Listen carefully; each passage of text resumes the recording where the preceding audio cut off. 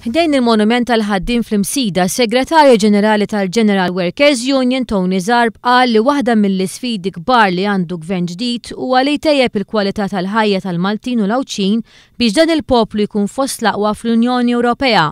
Sostna li dawn l-aħħar snin taħt gvern preċedenti rajna x-xogħol prekarju jerfa' rasu sew fost il-ħaddiema. L-ammont ta' nies friskju ta' faqar laħaq iċ-ċifra kera ta' 83,000 persuna. Zarb sostna li biex jinqeret il-xogħol prekarju jeħtieġ li dan jiġi attakkat mill-eruq. Jeħtieġ li d-direttur tal-impjiegi u relazzjonijiet industrijali jkollu iktar riżorsi umani biex ikun jista' jagħmel spezzjonijiet fil-postijiet tax-xogħol.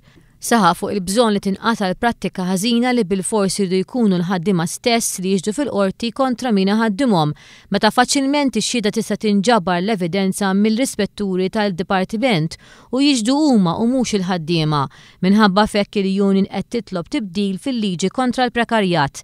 Zarb qal li dawk li min jinstab ħati li qed iħaddem lin-nies b'xogħol prekarju jitwaqqaflu l-kuntratt minn mal-gvern u anke minn mal-privat.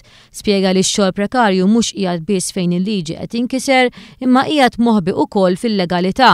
Zarb qal li huwa ta' sodisfazzjon kbir għal General Workers Union li l-Prim Ministru Joseph Muscat diġà ħabbar sensiela ta' miżuri konkreti sabiex jiġġieled ix-xogħol prekarju u jinsab fiduċjuż li din il-pjaga tiġi meqruda darba għal dejjem f'pajjiżna.